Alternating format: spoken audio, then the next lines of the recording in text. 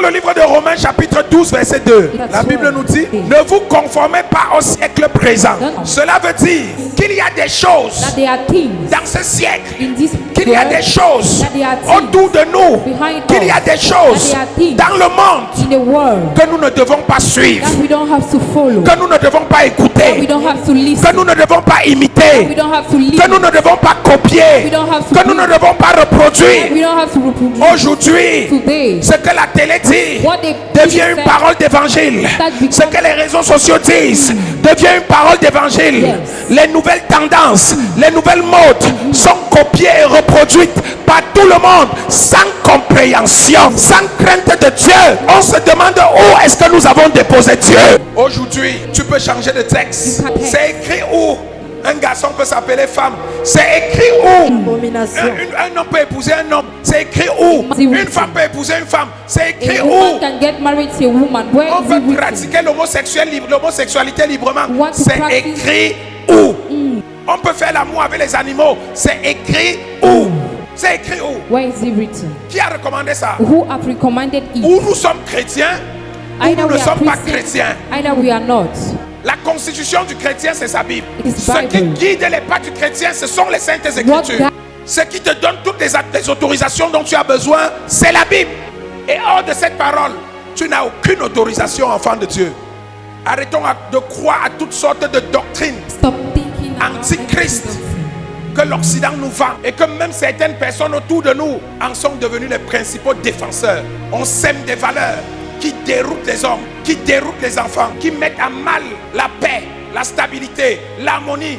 Si on a autant de voleurs, autant de détourneurs de fonds, autant de prostituées, autant d'homosexuels, c'est parce que les valeurs bibliques ont foutu le camp. C'est parce que personne ne se soucie plus. Les gens n'ont plus peur de Dieu.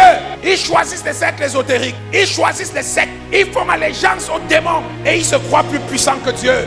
Je suis là ce soir. Je me tiens devant toi ce matin comme la voix du Seigneur. Pour sonner l'alarme. Pour t'interpeller. Pour te rappeler qu'il est encore temps de changer. Tant que tu vis, tu as la possibilité de changer. Tant que tu vis, tu as la possibilité de renoncer à tes mauvaises voies et de suivre le Seigneur. Et au lieu de cela, dans notre nation, au lieu de protéger l'église, au lieu de protéger l'église, qui est le creuset des valeurs, qui promet la paix, qui promet l'harmonie, qui promet le vivre ensemble, est-ce qu'il y a un meilleur cadre de vie ensemble que l'église de Jésus-Christ?